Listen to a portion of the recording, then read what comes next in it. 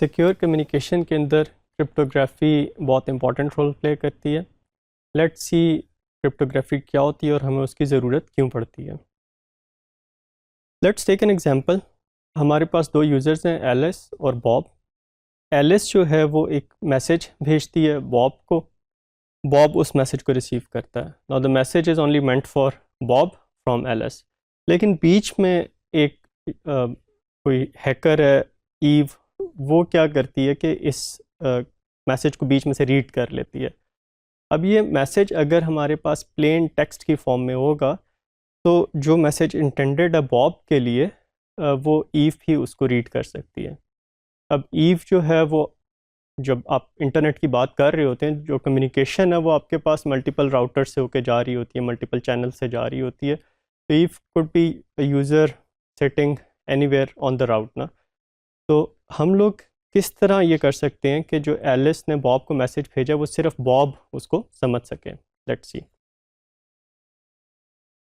Secure communication के अंदर हम लोग क्या करेंगे कि एलिस जो है वो एक की को यूज़ करते हुए मैसेज को इनक्रिप्ट कर देगी। इनक्रिप्ट करने का मतलब ये है कि उसकी ओरिजिनल फॉर्म को जो है वो चेंज कर देगी। सिंपल सी एग्जांपल है, जिस तरह ABCD है तो ए को रिप्लेस कर दें डी से, बी को रिप्लेस कर दें ई से, राइट। तो this is very simple method, लेकिन एक्चुअली हम लोग इस तरह वेब के अंदर करते नहीं। आपको समझाने के लिए एक एग्जांपल है। तो अब बीच में अगर कोई इस मैसेज को पढ़ता है तो जब तक उसको डीक्रिप्ट ना कर ले वो उसको समझ नहीं सकता। तो मेन आइडिया ये है कि एलिस जो है वो मैसेज को इनक्रिप्ट करेगी यूजिंग अ की, और फिर मैसेज के पास जो मैसेज है वो पास होगा बॉब को। बॉब के पास भी जो है वो की होगी या कोई ऐसा मैकेनिज्म होगा जिसके थ्रू मैसेज डीक्रिप्ट हो सके, अपनी ओरिजिनल फॉर्म में आ सके। बॉब उस मैसेज को डीक्रिप्ट करेगा और उसको वो समझ लेगा। तो जो ओरिजिनल मैसेज है वो सिर्फ एलिस और बॉब जो है वो समझ सकते हैं। अब बीच में ईव अगर उस इनक्रिप्टेड मैसेज को रीड कर भी लेती है तो जब तक ईव के पास वो की नहीं होगी तब तक वो उसको डीक्रिप्ट नहीं कर सकती। तो उसके लिए वो मैसेज जो है वो मीनिंगलेस होगा। जो हमारे पास ऐसी इंक्रिप्शन होती है जिसको हम लोग किसी डाटा को हम लोग इनक्रिप्ट करते हैं, एक और फॉर्म में लेके जाते हैं, और फिर उसको हम लोग डीक्रिप्ट करते हैं, उसे ओरिजिनल फॉर्म में ले आते हैं। इसको हम लोग कहते हैं सिमेट्रिक इंक्रिप्शन। यहाँ पे एक एग्जाम्पल है कि हमारे पास मॉडर्न जो साइफ़र्स हैं वो हमारे पास किस तरह काम करते हैं। जो साइफ़र हमारे पास काम करते हैं उसके अंदर हमारे पास कुछ कीज़ होती हैं। Actually we have a 64 bit shared key, और उससे हम लोग 16 48 बिट कीज़ बना लेते हैं उनके सबसेट से। फिर हम लोग क्या करते हैं कि जो हमारे पास मैसेज होता है जो हम लोगों ने ट्रांसमिट करना है उसको हम लोग ब्रेक कर लेते हैं इन 2 पार्ट्स। लेट्स से 64 बिट के ब्लॉक्स के अंदर हम लोग मैसेज को डिवाइड कर देते हैं। फिर हम लोग हर एक उस 64 बिट ब्लॉक के लिए क्या करते हैं कि उसको 232 बिट ब्लॉक्स में करते हैं। मैसेज है हमारे पास, उसे 64 बिट्स के चंक्स में हम लोगों ने डिवाइड कर दिया। फिर उस हर चंक को हम लोगों ने फर्दर 2 चंक्स में डिवाइड कर दिया, 32 बिट के 2 चंक्स में। उसमें से एक जो चंक है 32 बिट वो एज इट इज़ ले लेते हैं, और दूसरा जो हमारे पास चंक है 32 बिट का, उसको हम लोग, जो हमारे पास की है 16 कीज़ हैं उसमें से एक की लेते हैं हम लोग, फर्स्ट की लेट से लेते हैं, उसके साथ एक्स और ऑपरेशन परफॉर्म करते हैं, और फिर हम लोग जो है वो उसको फर्दर जो है वो स्प्लिट करते हैं 8 6 बिट ब्लॉक्स के अंदर, और फिर उसको हम लोग गुजारते हैं एस बॉक्सेस से। X boxes called substitution boxes. इसके अंदर जब हम लोग उस वैल्यूज़ को, जब हम लोग उसको पास करते हैं तो we get some new values, और वो जो न्यू वैल्यूज़ हैं जिनको हम लोग परम्यूटेटेड ब्लॉक्स भी कहेंगे, परम्यूटेड ब्लॉक्स भी कहेंगे, उनको फिर हम लोग कंबाइन करते हैं। अब एक हमारे पास 32 बिट है जिसे हम लोगों ने कंबाइन किया, जिसे हम लोगों ने परम्यूट किया, और फिर दूसरा हमारे पास 32 बिट हमारे पास ब्लॉक था जो एज इट इज़ आ गया था। अब इन दोनों को हम लोग आपस में इनके ऊपर एक्सऑर ऑपरेशन परफॉर्म करते हैं, और फिर हम लोग जो है वो इन दोनों को स्विच करते हैं, और ये काम जो है वो हम लोग रिपीटेडली करते हैं। स्टेप 4 से लेके स्टेप 8 तक हम लोग रिपीटेडली हम लोग ये काम करते हैं, और हर की के साथ हम लोग ये एक्शन परफॉर्म करते हैं। 16 कीज़ हैं तो हम लोग 16 आइट्रेशंस इसकी हम लोग करेंगे। इस 16 आइट्रेशंस के अंदर हमारे पास जो ओरिजिनल मैसेज है टोटली चेंज हो जाता है। मतलब आप उसको जो है वो जस्ट उसको इनक्रिप्टेड मैसेज को आप लेके आप ओरिजिनल मैसेज जो है उसे रिक्रिएट नहीं कर सकते unless you have the key. और फिर आपके पास ये जो इनक्रिप्टेड मैसेज है ये पास ऑन हो जाता है जो भी डेस्टिनेशन है उसकी तरफ। हमारे पास इस मैसेज को इनक्रिप्ट करने के लिए और डिक्रिप्ट करने के लिए की चाहिए। अब वो जो की है हमारे पास, वो हमारे पास जब तक दोनों यूज़र्स के पास नहीं होगी तो सेंडिंग यूज़र उसको इनक्रिप्ट नहीं कर सकेगा, रिसीविंग यूज़र जो है वो इनक्रिप्टेड मैसेज को डिक्रिप्ट नहीं कर सकेगा। और की जो है वो भी हम लोगों ने ट्रांसफ़र करनी है और इस तरीके से ट्रांसफ़र करनी है कि वो बीच में किसी अनवांटेड यूज़र के हाथ ना लग जाए। तो की को सिक्योरली ट्रांसफ़र करने के भी हमारे पास मैकेनिज़्म है। One of the early mechanisms is Diffie Hellman mechanism. एक मैथमेटिकल हमारे पास वे है कीज़ को ट्रांसफ़र करने का। अब हमारे पास ये एज इट इज़ तो नहीं यूज़ होता, लेकिन मॉडर्न जो हमारे पास इंक्रिप्शन है वो भी इससे मिलते जुलते मेथड्स जो हैं वो यूज़ करते हैं। ये मैथमेटिकल मेथड इस बेस पे काम करता है कि हमारे पास GB जो है this is equal to G⁻B right. तो हमारे पास जो है ये इस प्रिंसिपल के ऊपर काम करता है। अब आइडिया ये है कि जब एलिस ने बॉब को मैसेज ट्रांसफ़र करना है और वो की को जो है वो एज इट इज़ ट्रांसफ़र नहीं करना चाहते, तो एलिस एक अपने पास एक रैंडम नंबर या एक रैंडम प्राइम नंबर जो है वो जनरेट कर लेती है। और फिर उसके बाद जो है वो हमारे पास एक जो चीज़ है वो हमारे पास जनरेटर होता है विच इज़ अ नंबर, और एक हमारे पास प्राइम नंबर होता है which is again a number. फिर जनरेटर और प्राइम नंबर्स हैं ये हमारे पास नोन होते हैं, ओपन होते हैं। ये एलिस को भी पता होंगे, बॉब को भी पता होंगे, और बीच में अगर कोई ईव्सड्रॉप करता है तो उसको भी पता होगा। अब हमारे पास एलिस के पास ए है और एलिस ए की जो इन्फॉर्मेशन है, जो वैल्यू है, बॉब को ट्रांसफ़र नहीं करती। इसी तरह बॉब के पास अपनी एक प्राइवेट की है 4B, उसे हम लोग कह देते हैं B=4 है इस एग्जांपल में, और वो ये की ट्रांसफ़र नहीं करेगा। बॉब क्या ट्रांसफ़र करेगा कि हमारे पास जो बॉब के पास जो उसकी प्राइवेट की है B, वो उसकी G⁻B जो है और मॉड P, ये वैल्यू जो है वो एलिस को ट्रांसफ़र कर देगा, और एलिस इसी तरह G⁻A मॉड P जो है वो बॉब को ट्रांसफ़र कर देगी। अब इसके अंदर ये है कि हमारे पास इस नंबर से A को फाइंड करना जो है वो पॉसिबल नहीं है, और इसी तरह हमारे पास 5 से जो है वो B को फाइंड करना पॉसिबल नहीं है। और फिर ये कि हमारे पास मैसेज को इनक्रिप्ट करने और डिक्रिप्ट करने के लिए हमारे पास एलिस के पास क्योंकि ऑलरेडी A की इंफॉर्मेशन है और G⁻B की इंफॉर्मेशन है, तो उसे B का पता होना ज़रूरी नहीं है। और इसी तरह बॉब के पास जो है वो B की इंफॉर्मेशन है और G⁻A की इंफॉर्मेशन है, तो इसे जो है वो A का पता होना ज़रूरी नहीं है। और इन वैल्यूज़ की बेस पे मैसेज जो है वो इनक्रिप्ट हो जाता है, डिक्रिप्ट हो जाता है, और कीज़ जो है वो हमारे पास प्राइवेट कीज़ शेयर किए बगैर जो है वो हमारे पास इनक्रिप्शन हो जाती है। अब बीच में अगर इस सारी कम्युनिकेशन को कोई लिसन कर रहा है अनऑथराइज्ड वे के अंदर, तो उसे G का पता चल जाएगा, P का पता चल जाएगा, G⁻B मॉड P का पता चल जाएगा, G⁻A मॉड P का पता लग जाएगा, लेकिन उसे ये नहीं पता चलेगा कि A की क्या वैल्यू है, B की क्या वैल्यू है। और जब तक उसे G⁻B और A का नहीं पता चलेगा तब तक वो मैसेज को डिक्रिप्ट जो है वो नहीं कर सकता या इनक्रिप्ट नहीं कर सकता। तो इस तरीके से हमारे पास जो की ट्रांसफ़र है वो सिक्योर वे में हो जाती है, और फिर हमारे पास कम्युनिकेशन जो है वो हमारे पास सिक्योर हो जाती है। तो मॉडर्न जो कम्युनिकेशंस हैं वो हमारे पास इससे मिलते जुलते मेथड्स को यूज़ करते हैं इंक्रिप्शन डिक्रिप्शन के लिए। डियर स्टूडेंट्स, जब हम लोग वर्ल्ड वाइड वेब को ब्राउज़ कर रहे होते हैं तो हम लोग HTTP के प्रोटोकॉल को यूज़ कर रहे होते हैं। HTTP protocol by itself unencrypted होता है। दैट मीन्स कि हमारी जो कम्युनिकेशन है वो सिक्योर नहीं होती। अब अगर आप एक ऐसी वेबसाइट होस्ट कर रहे हैं जो HTTP प्रोटोकॉल पे रन हो रही है, तो आप और उसके अंदर आप यूज़र से जो है वो पासवर्ड ले रहे हैं अपनी वेबसाइट में लॉगिन करने के लिए, या फिर कोई आपके पास प्राइवेट सिक्योर इंफॉर्मेशन है जो आप डिस्क्लोज़ नहीं करना चाहते, तो आप HTTP के साथ उसको सिक्योर नहीं कर सकते, क्योंकि आपके पास मुख्तलिफ मीडिया से गुज़र के आपके पास वो इन्फॉर्मेशन जाएगी, और उस मीडिया के अंदर से उसको जो है वो स्निफ किया जा सकता है, इन्फॉर्मेशन को जो है वो रीड किया जा सकता है बाय अनवांटेड अथॉरिटीज़। तो इस चीज़ को हल करने के लिए हमारे पास hyper text transfer protocol secure है, जिसके अंदर हमारे पास कम्युनिकेशन जो है वो सिक्योर हो जाती है। Let's look into HTTPS। जब आप एक वेबसाइट विज़िट कर रहे होते हैं तो आपको जो जहाँ पे आप यूआरएल टाइप कर रहे होते हैं, एड्रेस बार के लेफ़्ट साइड पे आपको एक लॉक का सिंबल नज़र आता है। ये एक्चुअली इस चीज़ को रिप्रेजेंट कर रहा होता है कि जो कम्युनिकेशन है वो आपके पास सिक्योर है, और यूआरएल के अंदर भी आपको HTTPS जो है वो नज़र आ रहा होगा। जब आप उसको क्लिक करते हैं तो आपको उसकी इंफॉर्मेशन मिल जाती है कि आपके पास इसके अंदर जो है वो जो सर्टिफिकेट है और जो वेरिफिकेशन है वो कौन सी ऑर्गेनाइजेशन प्रोवाइड कर रही है, और मोर इन्फॉर्मेशन को आप क्लिक करेंगे तो आपको बहुत ज़्यादा डिटेल्स भी मिल जाएंगी। HTTPS के अंदर हमारे पास क्या होता है, बेसिकली हमारे पास एक सिमेट्रिक इंक्रिप्शन को यूज़ कर रहा होता है HTTPS।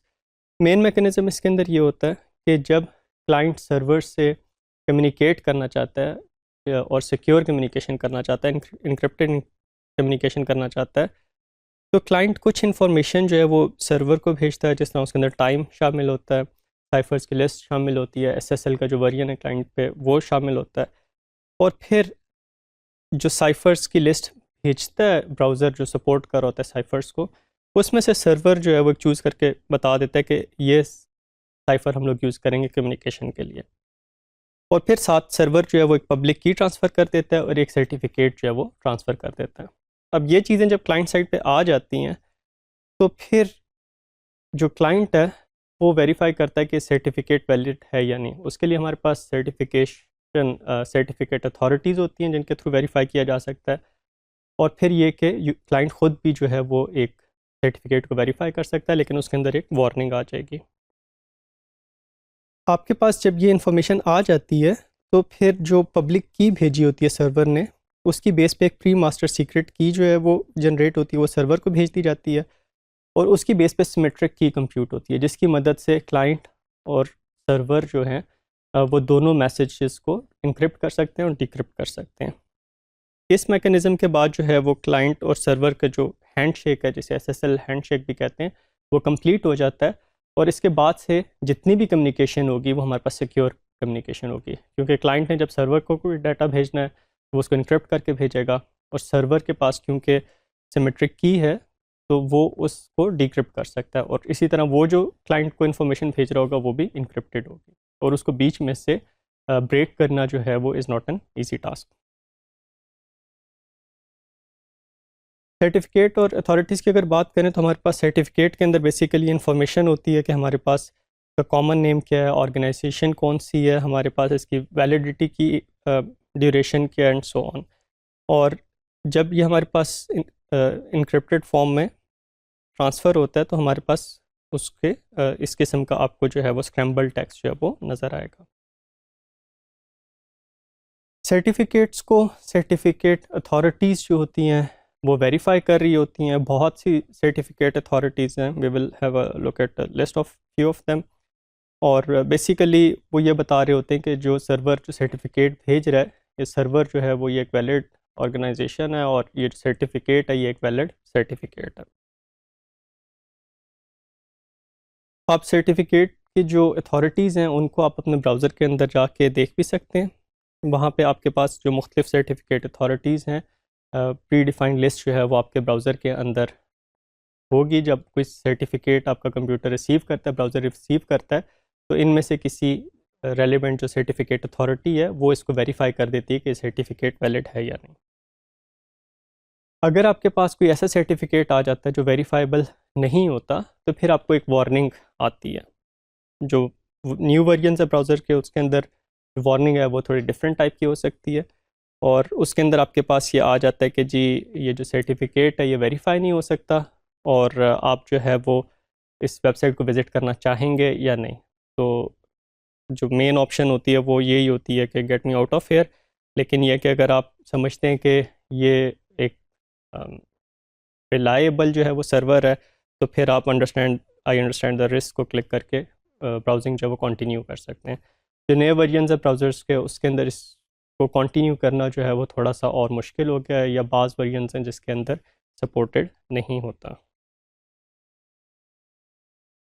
जब आपने अपनी वेबसाइट को HTTP से HTTPS पे ट्रांसफ़र करना है, तो ये सिंपल ये नहीं होगा कि आप प्रोटोकॉल चेंज कर लेंगे। देखें, आपके पास वेबसाइट के अंदर कुछ URLs होंगे जो HTTP से शुरू हो रहे होंगे। You have to change them to HTTPS। You need to make sure कि आपकी वेबसाइट में जितने भी लिंक्स हैं वो आपके पास HTTPS को यूज़ कर रहे हो। अगर आप कोई फ्रेमवर्क यूज़ कर रहे हैं लारावेल का और उसके अंदर आप जो URL जनरेट कर रहे हैं वो आप URL के थ्रू कर रहे हैं, तो फिर आपके पास जो फाइनल जब आपकी वेबसाइट डिप्लॉय होगी, अगर वो HTTPS के ऊपर रन हो रही है तो आपके पास वो जो URLs हैं वो भी आपके पास सिक्योर्ड URLs जो हैं वो जनरेट होंगे। आपके पास जो कंटेंट्स होते हैं वो टाइम मिक्स कंटेंट्स होते हैं, उसके अंदर कुछ URLs HTTP के साथ शुरू हो रहे होते हैं, कुछ HTTP के साथ शुरू हो रहे होते हैं। जिस तरह आपके पास लिंक्स के जो इंटरनल लिंक्स होते हैं एक वेबसाइट में, वो हो सकता है कि आपके पास HTTP के अंदर ही हो। आप HTTP वाले लिंक को अगर क्लिक करते हैं तो आप HTTP के प्रोटोकॉल के थ्रू आप उस वेबसाइट को विज़िट कर रहे होंगे। इसी तरह अगर आप CDNs को यूज़ कर रहे हैं, वो एट टाइम्स आपके पास HTTP को यूज़ कर रहे होते हैं। आपके पास जो है PHP के थ्रू जो कोड जनरेट हो रहा है, हो सकता है वो हार्ड कोडेड URLs HTTP के साथ जनरेट कर रहा हो, that would not be transferred over secure protocol. और इसी तरह आपके पास जो HTML के लिंक्स हैं, जो HTML का कोड है, हो सकता है उसके अंदर जो href के अंदर जो आपने एट्रीब्यूट यूज़ किया हुआ है उसके अंदर आप HTTP यूज़ कर रहे हो। और ये भी हो सकता है कि कोई एक एक्सटर्नल वेबसाइट है, उससे जो आपकी वेबसाइट का लिंक है वो HTTP के थ्रू है, HTTPS के थ्रू नहीं है, तो वो भी फिर इनसिक्योर चैनल जो है वो यूज़ होगा। तो जस्ट मेक श्योर कि आप जो है वो अपनी वेबसाइट को जो है वो अगर उसके अंदर सेंसिटिव इन्फॉर्मेशन है तो आप हर एक लिंक को जो है वो HTTPS के साथ यूज़ करें। और अगर आपके पास कोई रिक्वेस्ट आती है HTTP वाले URL के ऊपर तो आप उसको रीडायरेक्ट कर दें उसका जो HTTPS वर्जन है उसके थ्रू। डियर स्टूडेंट्स, जब हम लोग वेबसाइट्स डेवलप कर रहे होते हैं तो एट टाइम्स इस तरह होता है कि हमें कोई इन्फॉर्मेशन सेव करनी है या एक जगह से वो इन्फॉर्मेशन हम लोगों ने दूसरी जगह पे भेजनी है, तो वो हम लोग किसी एक ऐसे फॉर्मेट में भेजेंगे जो सबके लिए अंडरस्टैंडेबल हो। वेब के ऊपर डाटा ट्रांसफ़र के लिए जो कॉमन फॉर्मेट्स यूज़ होते हैं वो हमारे पास XML है और JSON है। ऑल्दो इसके अलावा और भी फॉर्मेट्स हैं, लेकिन ये ऐसे फॉर्मेट्स हैं जो कॉमनली यूज़ होते हैं। और वेब से रिलेटेड जितनी भी हमारे पास फ्रंट एंड या बैक एंड की लैंग्वेजेस हैं वो ऑलमोस्ट सब जो हैं वो इन फॉर्मेट्स के लिए, इन फॉर्मेट्स से डाटा रीड करने के लिए, राइट करने के लिए फैसिलिटेट करती हैं। तो let's have a look eight XML। XML जो है वो मार्कअप लैंग्वेज है, HTML भी एक मार्कअप लैंग्वेज है। इनफैक्ट HTML के अंदर हमारे पास एक उसका वर्जन है XHTML। XHTML की जब हम लोग बात करते हैं तो हम लोग ये कहते हैं कि वो HTML जो है एक वेल फॉर्म्ड XML है, एक वैलिड XML है। अगर XHTML नहीं है, सिंपल जिस तरह HTML5 है, तो HTML5 is not a valid might not be a valid XML document ना। तो हमारे पास XML का अपना एक मैकेनिज़्म होता है इंफॉर्मेशन स्टोर करने का, और इसके अंदर हमारे पास एक मार्कअप वाला पार्ट होता है और एक डाटा वाला पार्ट होता है। जिस तरह HTML में भी हमारे पास कुछ मार्कअप होता है, कुछ मार्कअप के अंदर कंटेंट्स होते हैं, तो XML भी हमारे पास HTML से मिलती जुलती एक चीज़ है। अगर हम लोग XML के यूजेज की बात करें तो हमारे पास इसकी बहुत सी डिफरेंट एप्लीकेशंस हैं। हमारे पास इस तरह हो सकता है कि जब एक यूज़र ने वेब सर्वर पे कोई एसिंक्रोनस रिक्वेस्ट भेजनी है, दैट मीन्स क्लाइंट साइड से, ब्राउज़र से जब रिक्वेस्ट आ रही है सर्वर पे और सर्वर से डाटा जब रिटर्न हो रहा है, तो हमारे पास वो जो कम्युनिकेशन है जो हम लोग AJAX के थ्रू करते हैं, वो हमारे पास XML की फॉर्म में हो सकती है। जो डाटा इटसेल्फ ट्रांसफ़र हो रहा है वो XML की फॉर्म में हो सकता है। इनिशियली हमारे पास जो AJAX था, it stand for asynchronous JavaScript and XML। अब ज़्यादातर ट्रांसफ़र के लिए हमारे पास JSON यूज़ होता है, लेकिन XML को भी हम लोग यूज़ कर सकते हैं। अच्छा, इस तरह हमारे पास होता है कि कुछ हमारे पास सिस्टम्स होते हैं, उन सिस्टम से जब एक वेब सर्वर ने इंटरैक्ट करना है, लेट्स से एक इन्फॉर्मेशन फ़ेच करनी है, अब वो जो इन्फॉर्मेशन फ़ेच करनी है वो क्योंकि एक सर्वर से दूसरे सर्वर में जा रही है और वो हमें किसी अंडरस्टैंडेबल फॉर्मेट में चाहिए, तो उसके लिए भी हम लोग XML को यूज़ करते हैं। एट टाइम्स इस तरह होता है कि हमने डेटाबेसेस से डाटा को एक्सपोर्ट करना है और किसी और जगह पे इंपोर्ट करना है, उसका बैकअप करना है, तो उसके लिए भी XML एक सूटेबल फॉर्मेट है जिसके अंदर हम लोग डाटा को एक्सपोर्ट कर सकते हैं। इसके अलावा हमारे पास XML से रिलेटेड कुछ टूल्स हैं, कुछ हमारे पास लैंग्वेजेस हैं जो हमारे पास XML डॉक्यूमेंट को प्रोसेस करती हैं। जिस तरह हमारे पास एक ट्रांसफॉर्मेशन के लिए लैंग्वेज यूज़ होती है XSLT, जिसे हम लोग कहते हैं। अब इसके अंदर क्या होता है कि हम लोग इसे इनपुट XML की फॉर्म का डॉक्यूमेंट देते हैं, कुछ रूल्स प्रोवाइड करते हैं, उन रूल्स की बेस पे हमारे पास एक और फॉर्मेट में आउटपुट जनरेट हो जाती है। तो XML जो है इसके हमारे पास बहुत सी हमारे पास इसकी डिफरेंट एप्लीकेशंस हैं, बहुत से इसके डिफरेंट यूजेजेस हैं। लेट्स सी हम लोग कब कहते हैं कि एक XML डॉक्यूमेंट जो है वो हमारे पास एक valid XML document. If the XML document holds certain properties तो हम लोग कहेंगे कि ये एक वेल फॉर्म्ड XML है। इसके वेल फॉर्म होने के लिए हमारे पास कुछ कंडीशंस हैं। एक तो ये कि जो हमारे पास एलिमेंट नेम्स हैं, जिस तरह अगर हम लोग HTML की बात करें उसके अंदर मार्कअप के अंदर एलिमेंट नेम है div, h1, टाइटल, ये सारे हमारे पास जो हैं वो एलिमेंट नेम्स हैं। तो इसी तरह XML में भी हमारे पास एलिमेंट नेम्स होंगे। सिर्फ ये फ़र्क है HTML और XML के अंदर, अगर XHTML की बात करें कि XHTML के अंदर हमारे पास प्री डिफाइंड एलिमेंट नेम्स होंगे। जो HTML के अंदर डिफाइंड है सिर्फ वो हम लोग HTML के एलिमेंट्स यूज़ करेंगे। XML में हम लोग अपनी मर्ज़ी से कोई भी एलिमेंट नेम जो है वो रख सकते हैं, लेकिन it must be consisted of valid characters. जो XML एलिमेंट्स के जो हमारे पास नेम है they can not start with numbers. हमारे पास XML डॉक्यूमेंट के अंदर सिर्फ एक रूट एलिमेंट होना चाहिए। HTML5 के अंदर हमारे पास ये रिस्ट्रिक्शन जो है वो एग्जिस्ट नहीं करती, लेकिन XML डॉक्यूमेंट के अंदर ये होता है कि एक रूट एलिमेंट होना चाहिए, बाकी सारे एलिमेंट्स उसके चिल्ड्रन होंगे। अच्छा, जितने भी हमारे पास XML के अंदर एलिमेंट्स हैं वो हमारे पास स्टार्ट एलिमेंट होना चाहिए, क्लोज्ड एलिमेंट होना चाहिए। जिस तरह div है /div, नेम है /name, और कुछ एलिमेंट्स जो होते हैं वो सेल्फ क्लोजिंग होते हैं।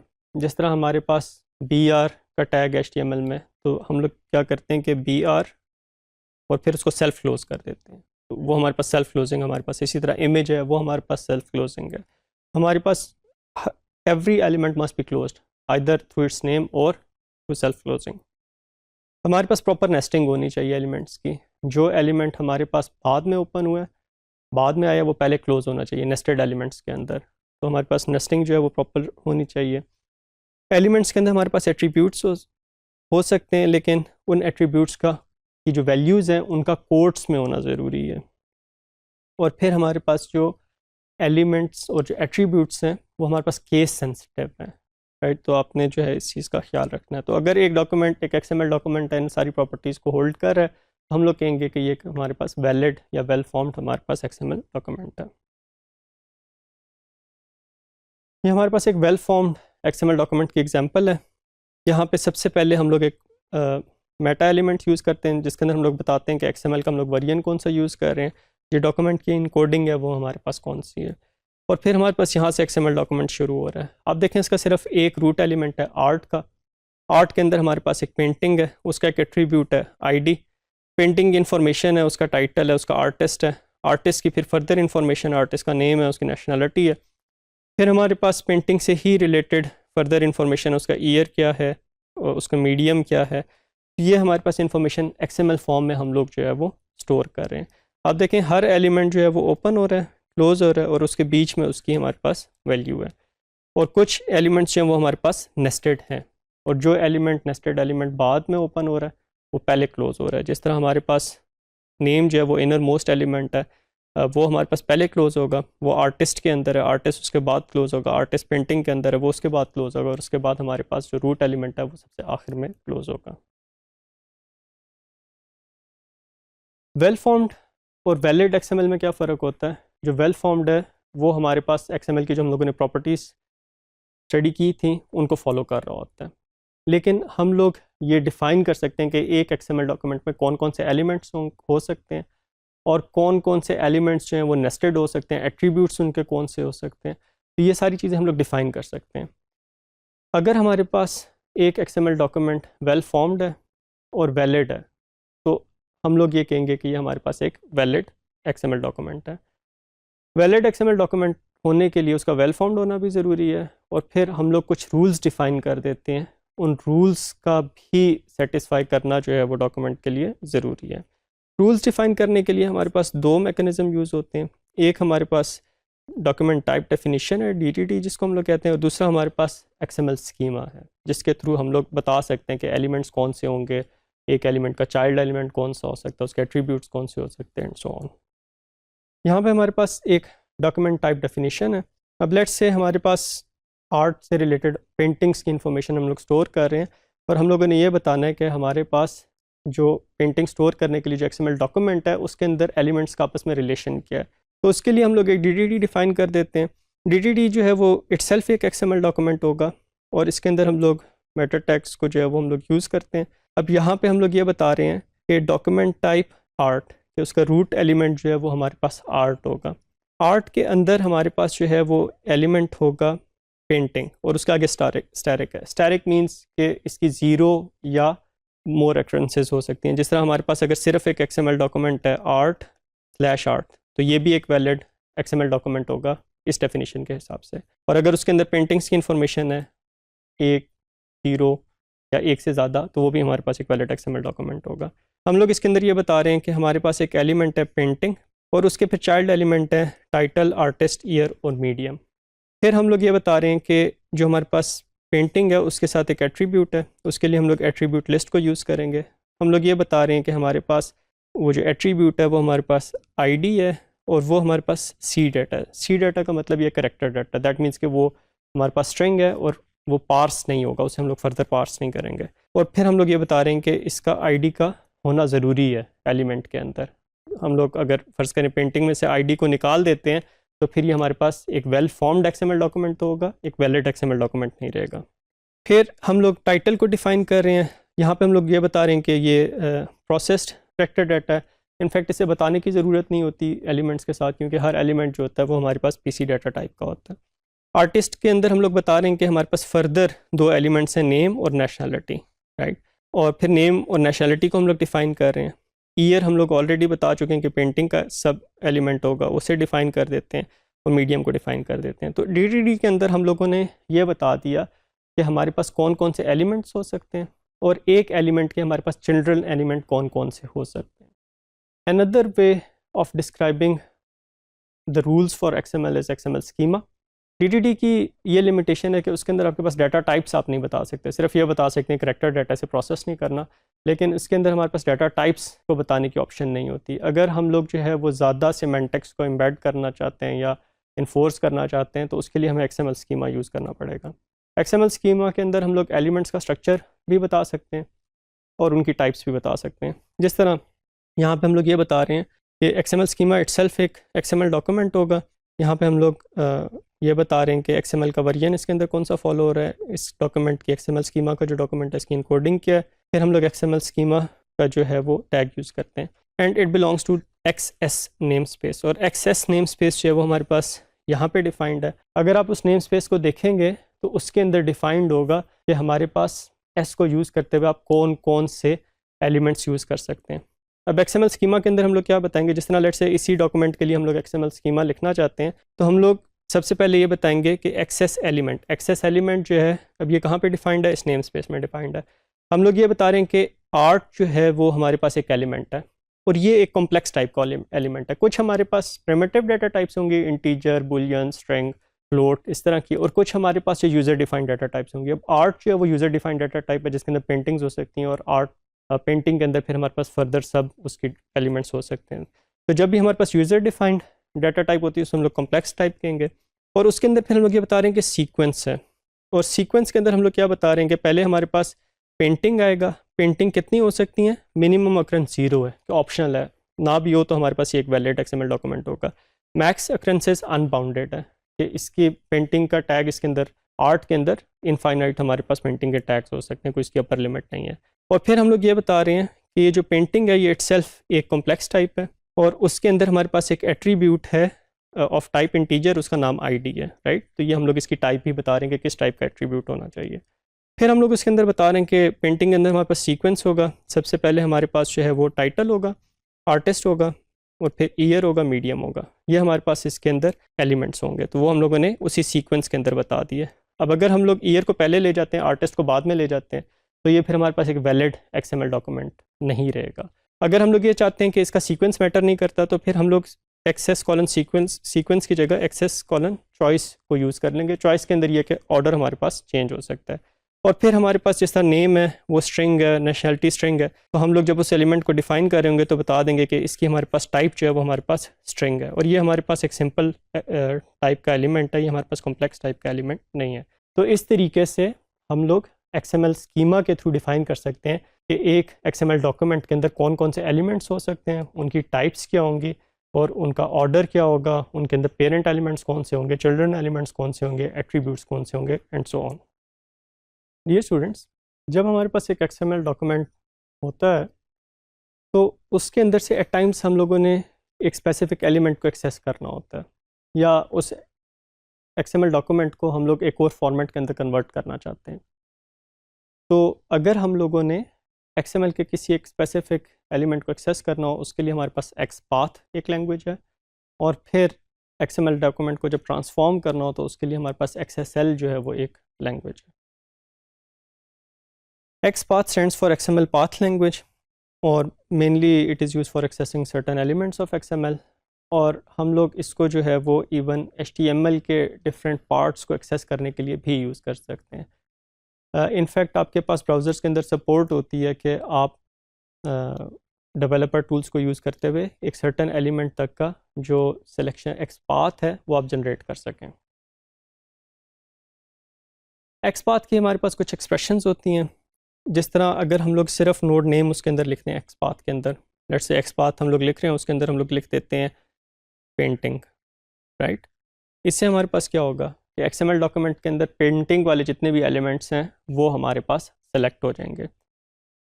अगर हम लोग / यूज़ करते हैं तो इसका मतलब है रूट एलिमेंट। अगर हम लोग ये कहते हैं /art/painting तो इसका मतलब है कि वो पेंटिंग जो हमारे पास आर्ट के अंदर है, और आर्ट कहाँ पे है, वो हमारे पास रूट एलिमेंट है, राइट। तो // रिप्रेजेंट्स द रूट एलिमेंट। फिर हमारे पास // का मतलब ये है कि एनीवेयर इन द डॉक्यूमेंट, और फिर dot is use for current node, dot is use for parent node, at is use for attribute, और स्क्वायर ब्रैकेट्स को हम लोग प्रेडिकेट्स के लिए यूज़ करते हैं। Let's have a look at few examples. यहाँ पे हमारे पास एक XML डॉक्यूमेंट है और मुख्तलिफ XPath क्वेरीज के थ्रू हम लोग इसके मुख्तलिफ एलिमेंट्स को एक्सेस करते हैं। जब हम लोग /art लिखते हैं इसका मतलब है कि रूट से शुरू करेंगे और रूट के अंदर जो हमारे पास आर्ट का एलिमेंट है वो हमारे पास ये एलिमेंट सेलेक्ट हो जाएगा। //ईयर का क्या मतलब है कि पूरे डॉक्यूमेंट में जहाँ पे भी हमारे पास ईयर नाम का एलिमेंट है, डजेंट मैटर कि उसका पेरेंट क्या है या नेस्टेड वो किस पोजीशन पे है, तो यहाँ पे हमारे पास अगर एक ईयर का एलिमेंट है तो वो हमारे पास सेलेक्ट हो जाएगा। अगर मल्टीपल होंगे, लेट्स से 5-6 पेंटिंग्स हैं, तो हर एक का ईयर जो है वो हमारे पास सेलेक्ट हो जाएगा।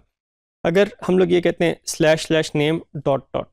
//name से हमारे पास इस पर्टिकुलर केस में ये नेम सेलेक्ट हो जाएगा, और इन केस अगर हमारे पास मल्टीपल नेम्स होते तो वो सब के सब सेलेक्ट हो जाएंगे। लेकिन आगे /... लिखने से इसका पेरेंट एलिमेंट सेलेक्ट हो जाएगा। दैट मीन्स जब हम लोग //name ... लिखेंगे तो हमारे पास एक्चुअली आर्टिस्ट जो है वो सेलेक्ट हो जाएगा, और जितने भी आर्टिस्ट के हमारे पास एलिमेंट्स होंगे इस डॉक्यूमेंट में वो सारे सेलेक्ट हो जाएंगे। अगर हम लोग ये कहते हैं //painting/@id तो हमारे पास पेंटिंग के अंदर जो ID का एट्रीब्यूट है वो हमारे पास सेलेक्ट हो जाएगा, उसकी वैल्यू हम लोग रीड कर सकते हैं। और अगर हम लोग प्रेडिकेट यूज़ करते हैं, जिस तरह हम लोग ये कह रहे हैं कि select all the paintings where year is greater than 1800, तो हमारे पास वो तमाम पेंटिंग सेलेक्ट हो जाएंगी जिसके अंदर ईयर की वैल्यू जो है वो हमारे पास 1800 से अबव है। तो इसके अंदर जो सिलेक्शन है वो पेंटिंग की है, लेकिन किस बेस पे हो रही है, उसके ईयर की बेस पे। We have another language which is called XSL, extensible style sheet language, और फिर इसको हम लोग यूज़ करते हैं XML डॉक्यूमेंट्स को ट्रांसफॉर्म करने के लिए, और उसके लिए फिर जो हम लोग टर्म यूज़ करते हैं XSLT की टर्म यूज़ करते हैं।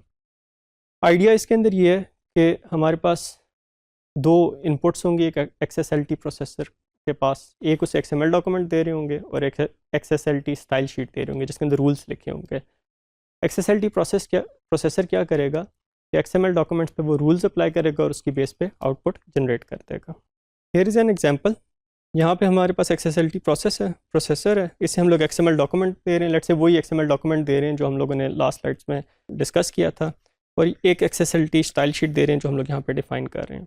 ये प्रोसेसर क्या करेगा कि इन रूल्स को XML डॉक्यूमेंट पे अप्लाई करेगा और उसकी बेस पे एक आउटपुट जनरेट कर देगा, which might be in another format. जैसा यहाँ पे जो आउटपुट जनरेट हो रही है वो एक HTML डॉक्यूमेंट जनरेट हो रहा है। इसकी एग्जांपल अगर हम लोग देखें तो XSLT जो स्टाइल शीट है वो भी हमारे पास एक XML डॉक्यूमेंट होगा, उसके अंदर हम लोग ट्रांसफॉर्म की XSL/transform की नेम स्पेस यूज़ करेंगे, और फिर इसके इस नेम स्पेस के अंदर कुछ जो कमांड्स हैं या कीवर्ड्स हैं वो हमारे पास डिफाइंड हैं।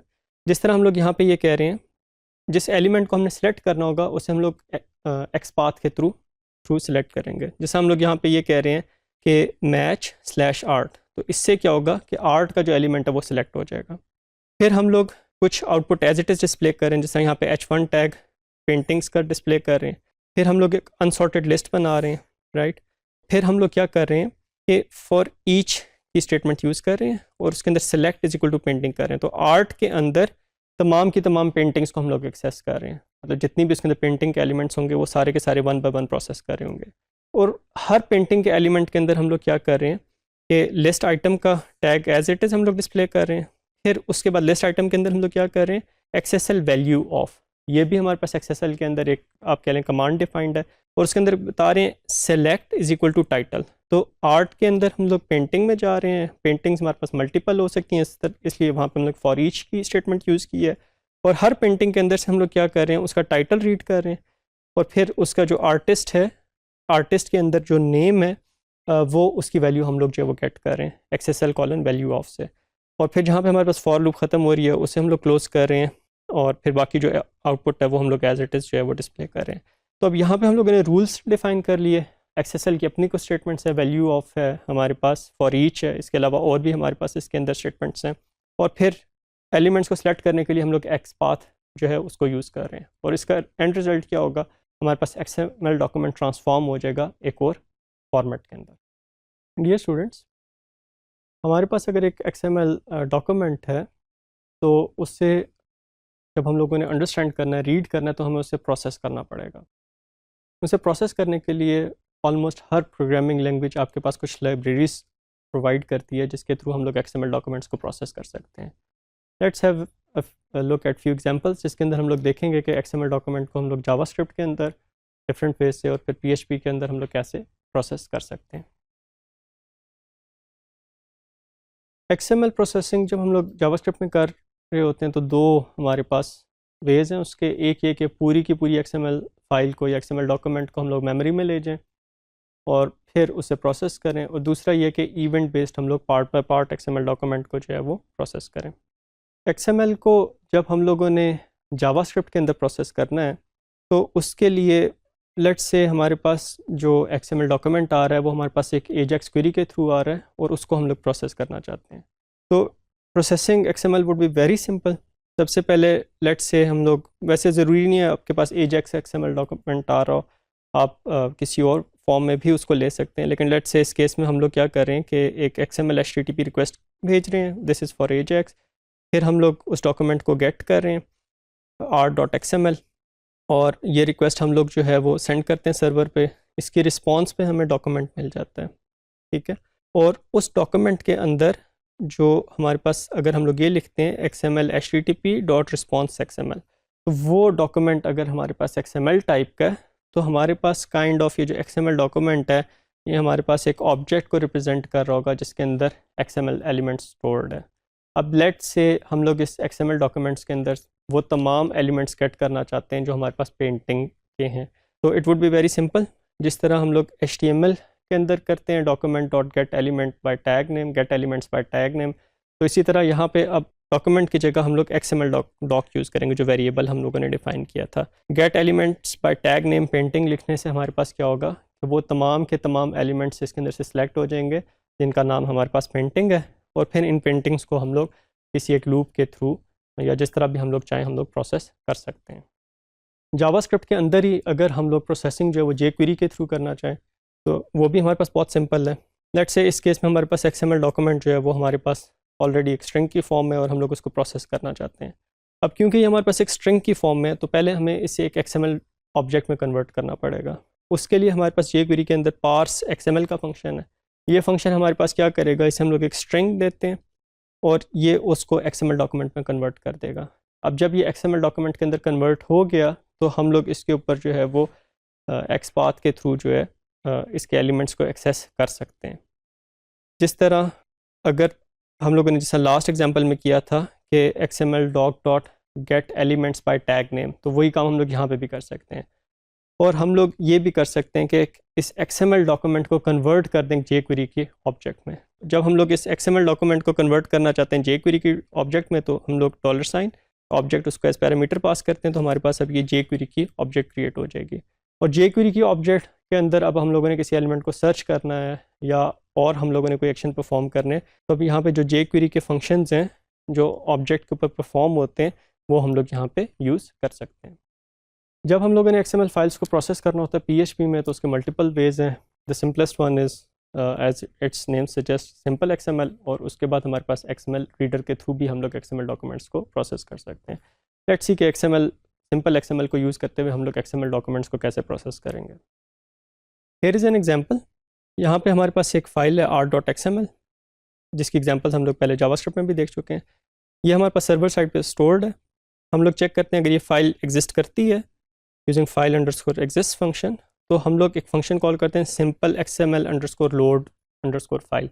ये फंक्शन क्या करेगा, इसे हम लोग फाइल नेम पास करेंगे, ये फंक्शन XML डॉक्यूमेंट को रीड करेगा और एक ऑब्जेक्ट रिटर्न कर देगा। अब ये ऑब्जेक्ट हम लोग एक वेरिएबल में सेव कर लेते हैं, और लेट्स से हम लोग अब इसके किसी एक एलिमेंट को एक्सेस करना चाहते हैं। अब आर्ट के अंदर हमारे पास मल्टीपल पेंडिंग्स के एलिमेंट हैं, और उसके अंदर से लेट्स से हम लोग फर्स्ट एलिमेंट को एक्सेस करना चाहते हैं, तो हम लोग क्या करेंगे, आर्ट एरो पेंटिंग। तो एरो के थ्रू हम लोग उसके चाइल्ड एलिमेंट्स को एक्सेस कर सकते हैं। और क्योंकि पेंटिंग के हमारे पास मल्टीपल एलिमेंट्स हो सकते हैं, उसमें से फर्स्ट एलिमेंट को एक्सेस करना चाहते हैं तो उसका इंडेक्स दे देते हैं 0, और फिर उसके जो पेंटिंग के सर्टेन एलिमेंट्स हैं, जिस तरह उसका टाइटल है या उसकी हमारे पास ईयर है, वो फिर हम लोग अगेन एरो के थ्रू, एरो नोटेशन के थ्रू एक्सेस कर सकते हैं। तो PHP के अंदर भी XML डॉक्यूमेंट्स को प्रोसेस करना is a very easy task. Dear students, perhaps the most commonly file format that is used on web is JSON. JSON stands for JavaScript Object Notation. Let's see what it is and how do we use it. यहाँ पे आपके पास एक sample JSON object है। JSON object जो है वो हमारे पास की वैल्यू पेयर्स की फॉर्म में होता है, और उसको हम लोग करली ब्रैकेट्स के अंदर लिखते हैं। और वो जो की वैल्यू पेयर्स हैं वो हमारे पास नेस्टेड हो सकते हैं। जिस तरह यहाँ पे हम लोग कह रहे हैं कि आर्टिस्ट हमारे पास एक की है, और इसकी वैल्यू क्या है, वो हमारे पास एक और ऑब्जेक्ट है, और उस ऑब्जेक्ट के अंदर हमारे पास उसका नेम है, वैल्यू है, फिर उसकी नेशनैलिटी है, और फिर उसकी वैल्यू है। तो यहाँ पे हमारे पास ये जो आर्टिस्ट है ये भी की है, नेम और नेशनैलिटी ये भी कीज़ है। आर्टिस्ट की जो वैल्यू है वो इटसेल्फ एक ऑब्जेक्ट है, और उसके अंदर मिनट और फ्रांस ये जो है हमारे पास वैल्यूज़ हैं। इसे अगर हम लोग XML की फॉर्म में देखें तो इस तरह का हमारे पास उसका स्ट्रक्चर बनेगा कि आर्टिस्ट है, उसके अंदर नेम है, और फिर नेशनैलिटी है। नेम के अंदर हमारे पास एक स्ट्रिंग और नेशनैलिटी के अंदर हमारे पास एक स्ट्रिंग है। Why JSON has become common format for transferring data from one place to another place? It's because of its simple structure. और फिर ये कि हमारे पास जो JSON फॉर्मेट है वो हमारे पास स्पेस भी बहुत कम लेता है। XML के अंदर एलिमेंट नेम्स जो हैं वो स्पेस लेते हैं, और अगर फॉर्मेटेड है XML प्रॉपर आपने इंडेंटेशन की भी है तो it takes lot of space. लेकिन JSON जो है वो हमारे पास मिनिमम स्पेस के साथ जो है वो हमारे पास यूज़ हो जाता है। और फिर ये क्योंकि हमारे पास ऑब्जेक्ट जावास्क्रिप्ट ऑब्जेक्ट नोटेशन के अंदर है, तो जावास्क्रिप्ट के अंदर इसकी प्रोसेसिंग बहुत ईजी हो जाती है। हियर इज़ एन एग्जांपल कि हम लोग JSON को जावास्क्रिप्ट में कैसे यूज़ करेंगे। वैसे तो हम लोग जावास्क्रिप्ट के अंदर जो ऑब्जेक्ट्स क्रिएट करते हैं वो भी हमारे पास JSON नोटेशन ही होती है, लेकिन लेट्स से हमारे पास जो JSON डॉक्यूमेंट है वो एक टेक्स्ट स्ट्रिंग के अंदर है, जिसके अंदर आर्टिस्ट है, आर्टिस्ट के अंदर हमारे पास नेम है और नेशनैलिटी है।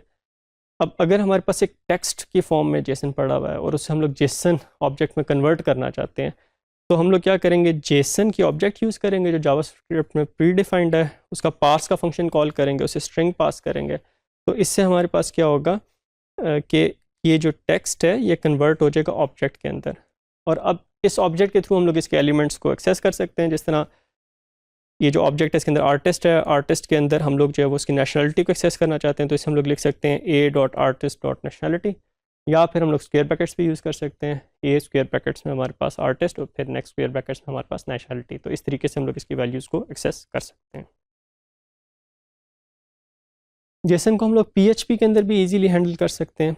लेट्स से हमारे पास एक स्ट्रिंग है जिसके अंदर JSON की फॉर्म में हमारे पास डाटा पड़ा हुआ है। अब सबसे पहले हम लोगों ने इसे JSON ऑब्जेक्ट में कन्वर्ट करना है, तो उसके लिए हमारे पास बिल्ट इन फंक्शन है JSON_decode का।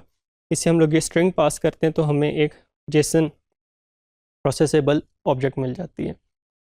अब अगर इस पार्सिंग के अंदर या डिकोडिंग के अंदर हमारे पास कोई एरर नहीं आता, तो फिर हम लोग इसके एलिमेंट्स को कैसे एक्सेस करेंगे? जिस तरह हम लोग सिंपल XML में करते थे, इसी तरह हम लोग जेसन PHP के अंदर भी जेसन के एलिमेंट्स को एक्सेस कर सकते हैं। जिस तरह हम लोग एन ऑब्जेक्ट जो है वो हमारे पास पूरे जेसन ऑब्जेक्ट को रिप्रेजेंट कर रहा है, उसके अंदर आर्टिस्ट के अंदर नेशनलिटी को अगर एक्सेस करना चाहते हैं तो हम लोग एरो नोटेशन के थ्रू उसको एक्सेस कर लेंगे। हमारे पास an object arrow nationality, an object arrow artist arrow nationality, इसके थ्रू हमें उसकी नेशनलिटी मिल जाएगी, विच वुड बी फ्रांस। हम लोग वेबसाइट्स डेवलप कर रहे होते हैं तो एट टाइम्स इस तरह होता है कि हमारी वेबसाइट को किसी एक एक्सटर्नल सर्विस की ज़रूरत पड़ती है। अब वो जो एक्सटर्नल सर्विस की ज़रूरत पड़ेगी या एक्सटर्नल किसी सर्वर से कम्युनिकेट करने की ज़रूरत पड़ेगी, उसके लिए हमारे पास वेब सर्विसेज यूज़ होती हैं। तो वेब सर्विसेज का मेन पर्पज़ ये है कि हम लोग किसी एक अपने कंप्यूटर से किसी दूसरे कंप्यूटर को प्रोग्रामेटिकली एक्सेस करें और वहाँ से कोई डाटा फैच करके लेके आएँ। यहाँ पे अगर हम लोग एक एग्जांपल देखें तो हमारे पास एक यूज़र है और वो यूज़र जो है वो हमारे वेब सर्वर को एक्सेस कर रहा है। अब हमारा वेब सर्वर जो है उस यूज़र को फैसिलिटीज़ प्रोवाइड करने के लिए और बहुत सी सर्विसेज प्रोवाइड कर रहा है। मे बी वो यूज़र के फाइनेंशियल जो उसका इंफॉर्मेशन है वो आपके पास एक सर्वर से एक्सेस कर रहा है। मे बी हमारा जो वेब सर्वर है वो हमारे पास कोई एक लेगेसी सिस्टम है उससे कुछ इंफॉर्मेशन एक्सेस कर रहा है। और इसके अलावा हमारे पास हो सकता है कि उस यूज़र की ट्रैवल से रिलेटेड हमारे पास कुछ इन्फॉर्मेशन है, वो किसी और सर्वर पे, वहाँ से हम लोगों ने कोई इन्फॉर्मेशन फैच करके लानी है।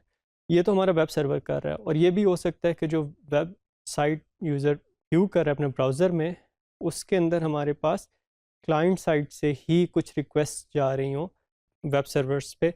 जिस तरह यूज़र डायरेक्टली रिक्वेस्ट भेज सकता है ट्रैवल सर्विस को, और यूज़र अगर मैप पे कुछ देखना चाहता है तो जो मैप सर्विस है उस पर डायरेक्टली जो है वो रिक्वेस्ट भेज सकता है। तो मेन आइडिया इसके अंदर ये है कि हमारी वेबसाइट को कुछ ऐसी इन्फॉर्मेशन चाहिए जो हमारी वेबसाइट के ऊपर अवेलेबल नहीं है और वो हम लोग किसी और वेबसाइट से एक्सेस करना चाहते हैं। और यूजुअली ये जो एक्सेस होता है ये हमारे पास HTML फॉर्मेट में नहीं होता। हमारे पास डिफरेंट टाइप्स की वेब सर्विसेज यूज़ होती हैं और वो डिफरेंट, उनका जो काम करने का मैकेनिज़्म है वो हमारे पास डिफरेंट है। One of the most more popular services is SOAP based services. They are also bit older. SOAP services के अंदर जो मैकेनिज़्म है वो ये है कि आपने सर्वर साइड पे कोई फंक्शन एग्जीक्यूट करना है, राइट? आपने रिमोट मशीन के ऊपर कोई फंक्शन एग्जीक्यूट करना है और उस फंक्शन का जो रिज़ल्ट है वो आप रिसीव करेंगे। This is the main purpose of SOAP services.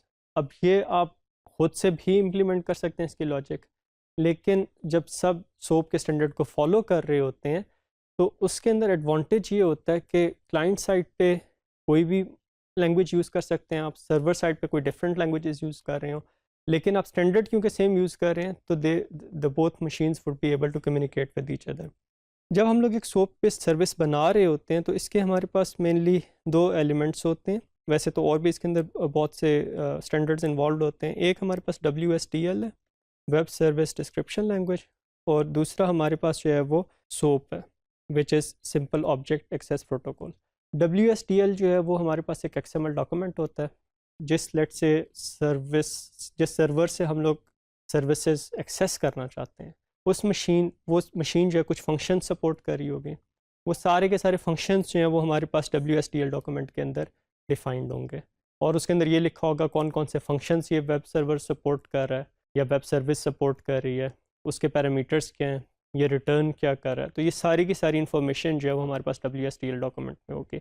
ये WSDL डॉक्यूमेंट जो है वो हम लोग खुद से ऑल्दो टाइप कर सकते हैं, लेकिन हमारे पास टूल्स होते हैं जिन्हें हम लोग लेट से अपना कोड एक्सपोज करते हैं।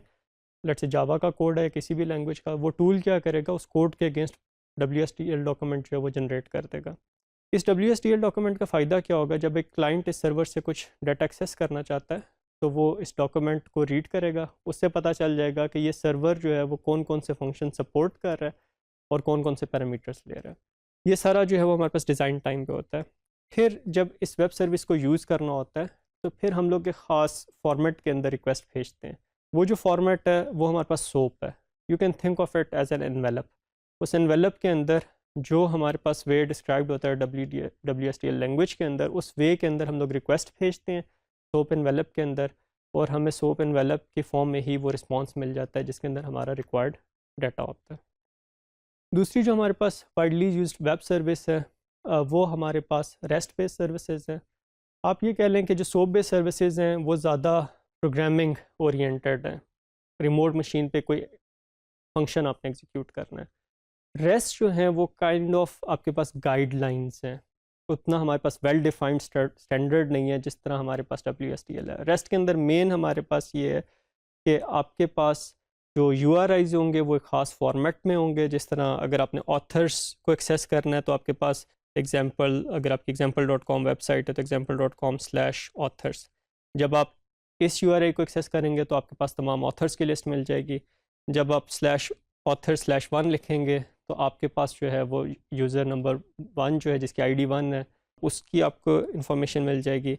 अगर आप ऑथर्स पे पोस्ट की रिक्वेस्ट भेजते हैं तो आपके पास एक न्यू ऑथर क्रिएट हो जाएगा। अगर आप author/1 पे लेट से पुट की रिक्वेस्ट भेजते हैं तो उसको आप अपडेट कर रहे होंगे। अगर डिलीट की रिक्वेस्ट भेजते हैं तो वो आपके पास डिलीट हो जाएगा। तो बेसिकली CRUD ऑपरेशंस जो है वो HTTP के मेथड्स गेट, पोस्ट, पुट और डिलीट इनके थ्रू इम्प्लीमेंट होते हैं। तो रिसोर्सेज आपके पास डिफरेंट होते हैं, जो उन पे ऑपरेशंस परफॉर्म करेंगे वो आप यही ऑपरेशंस परफॉर्म करेंगे। तो this is a different way of implementing web services and in fact it is very widely used. आप देखें कि आपके पास जितने भी प्लेटफॉर्म्स है, गूगल से रिलेटेड सर्विसेज हो गई, फेसबुक हो गया, ट्विटर हो गया, और आपके पास ऑलमोस्ट जितनी भी पॉपुलर वेबसाइट्स हैं वो आपको API एक्सेस देती हैं कि आप प्रोग्रामेटिकली उनसे आप डाटा फैच कर सकें। और वो जो आप डाटा फैच कर रहे होते हैं वो यूजुअली वहाँ पे जो मैकेनिज़्म है फैच करने का वो आपके पास रेस्ट बेस्ड है। वो आपके पास XML डॉक्यूमेंट्स भी रिटर्न कर सकते हैं, JSON डॉक्यूमेंट्स भी रिटर्न कर सकते हैं जो आपके पास वेब सर्विस है। तो it is less well defined as compare to the SOAP based web services, लेकिन ये कि इसको यूज़ करना जो है वो हमारे पास बहुत ईजी होता है। जब भी आप एक वेब सर्विस को यूज़ कर रहे होते हैं तो उसके अंदर आपने ये इस चीज़ का ख्याल रखना है कि जो आपके पास रिक्वेस्ट है वो एक वैलिड यूज़र की तरफ से रिसीव हो। तो उसके लिए ये आपके पास ऑथेंटिकेशन का मैकेनिज़्म होता है। सर्विसेज के लिए, वेब सर्विसेज के लिए यूजुअली API कीज़ का कॉन्सेप्ट यूज़ होता है, और उसके अंदर ये होता है कि जो मशीन जो है वो वेब सर्विस को यूज़ करना चाहती है उससे एक API की या कुछ टोकन्स, सीक्रेट टोकन्स मिल जाते हैं, और जब भी उस मशीन ने कोई रिक्वेस्ट करनी है तो वो साथ उस रिक्वेस्ट के साथ अपनी एक API की जो है वो प्रोवाइड करेगा। जिस तरह यहाँ पे हम लोग एक रेस्ट बेस्ड सर्विस यूज़ कर रहे हैं virtualerth.net which is related to maps, और उससे हम लोग जो है वो क्वेरी स्ट्रिंग की फॉर्म में कुछ पैरामीटर्स पास कर रहे हैं और फिर साथ हम लोग की पास करें। इस की मदद से हम लोग ऑथेंटिकेट करेंगे और फिर हमारे पास जो रिक्वायर्ड डाटा है वो रिसीव हो जाएगा। डियर स्टूडेंट्स, लेट्स सी कि अगर हमारे पास कुछ वेब सर्विसेज हैं तो उनको हम लोग जावास्क्रिप्ट या PHP के अंदर कैसे यूज़ कर सकते हैं।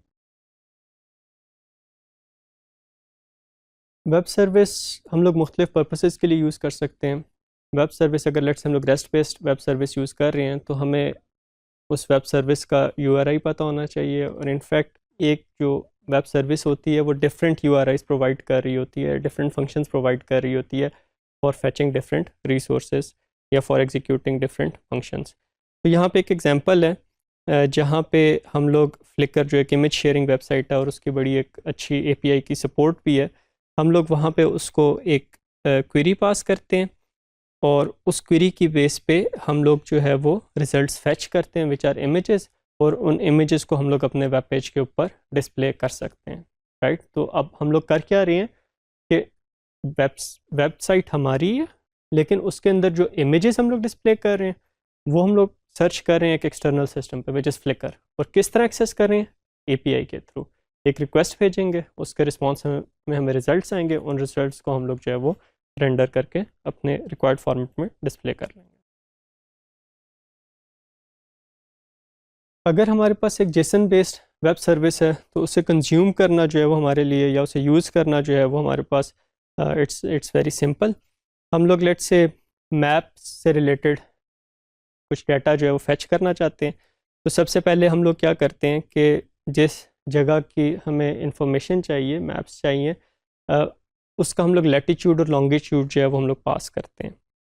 और हमारे पास अगर वो प्लेस एग्जिस्ट करती है तो हमारे पास ये वेब सर्विस जो है वो क्या करती है कि उस लैटिट्यूड और लॉन्गिट्यूड के अगेंस्ट आपको उसका जो लोकेशन नेम है वो पास कर देती है, रिटर्न कर देती है। लेट्स से हम लोग लाहौर का जो है वो लैटिट्यूड लॉन्गिट्यूड पास करते हैं, जो हमारे पास दो डेसिमल वैल्यूज़ होंगी जो लाहौर को प्लेस कर रहे हैं अर्थ के ऊपर, और इसके अगेंस्ट हमें ये जो वेब सर्विस है, मैप्स से रिलेटेड वेब सर्विस, वो हमें रिटर्न कर देते हैं कि लैटिट्यूड लॉन्गिट्यूड लाहौर का है। अब हम लोग ये देखना चाहते हैं कि इसके सराउंडिंग्स में हमारे पास कौन सी वैल्यू है, तो हम लोग ये जो प्लेस नेम है ये एक और वेब सर्विस को हम लोग पास करते हैं जो जियो नेम्स की लेट से वेब सर्विस है। वो वेब सर्विस क्या करती है कि इस नेम के जो क्लोज हमारे पास एरियाज़ हैं वो आपको रिटर्न कर देती है। ठीक है, तो वो आपके पास रिटर्न हो जाते हैं, वो लेट से जेसन फॉर्मेट में। अब वो जेसन फॉर्मेट में जब हमारे पास डाटा आ गया तो फिर हम लोग क्या कर सकते हैं कि उससे रिलेटेड लेट से हम लोग इमेजेस या और जो इन्फॉर्मेशन है वो हम लोग रिसीव कर सकते हैं, और फिर जब ये हमारे पास सारी इन्फॉर्मेशन आ गई तो इसे अब हम लोग अपने वेब पेज के अंदर जो है वो डिस्प्ले कर सकते हैं। तो इस तरीके से हम लोग डिफरेंट वेब सर्विसेज से इंटरेक्ट करके अपनी वेबसाइट के अंदर उनको यूज़ कर सकते हैं। Here is another example. यहाँ पे हम लोगों के पास एक रेस्ट बेस्ड वेब सर्विस हम लोग यूज़ कर रहे हैं जिसके अंदर हम लोग लैटिट्यूड लॉन्गिट्यूड प्लेस कर रहे हैं। अब इसको जो है वो हम लोग जब ये URI क्रिएट करेंगे, जब इस रिक्वेस्ट भेज रहे होंगे तो हम लोग इसके मुख्तलिफ पैरामीटर्स पास कर देंगे, जिस तरह हमारे पास इसके अंदर मैप साइज़ है और दूसरी हमारे पास जो इंफॉर्मेशन है रिक्वायर्ड, लेट से हम लोगों ने मार्कर्स किस जगह पे प्लेस करने हैं और किस टाइप का मार्कर प्लेस करना है वो हम लोग इसको पास कर देते हैं। अब इसकी बेस पे क्या होगा कि लेट से ये जो हमारे पास API है ये हमें एक इमेज रिटर्न कर देगी उस जगह का जो लैटिट्यूड लॉन्गिट्यूड हमने पास किया है, और उस इमेज को हम लोग यूज़ कर सकते हैं। जिस तरह हम लोगों ने अगर अपने वेबसाइट के यूज़र को कोई एड्रेस या कोई लोकेशन शो करनी है तो हम लोग इस API को यूज़ करते हुए या इस तरह की किसी और API को यूज़ करते हुए हम लोग उस मैप को जो है वो डिस्प्ले कर सकते हैं। Here is an other example कि लेट से हमारे पास जो है वो कॉन्टैक्ट अस का जो है वो पेज है।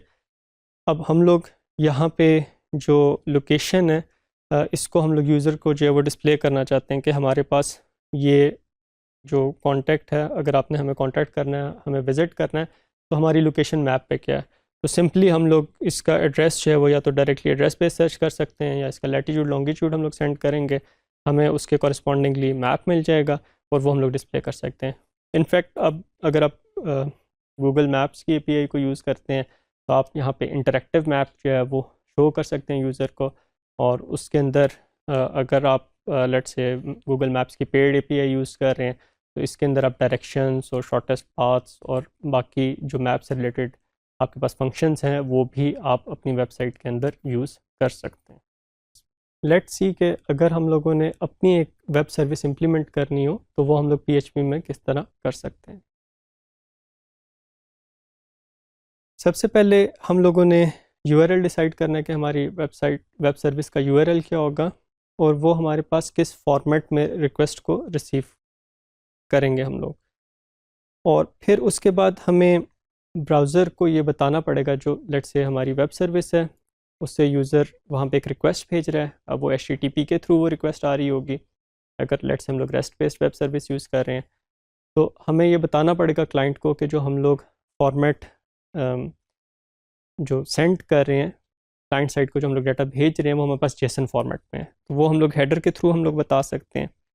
और फिर उसके बाद हम लोग जो है वो JSON_encode को यूज़ कर सकते हैं उस डाटा को प्रोसेस करने के लिए, और जो भी हमारे पास फंक्शन होगा जो JSON का ऑब्जेक्ट रिटर्न कर रहा है उसने एक इंटरफेस को इम्प्लीमेंट करना है जो हमारे पास JSON serializable का इंटरफेस है, तो ऑलरेडी हमारे पास डिफाइंड है PHP में, जस्ट हम लोगों ने उसको इम्प्लीमेंट करना है।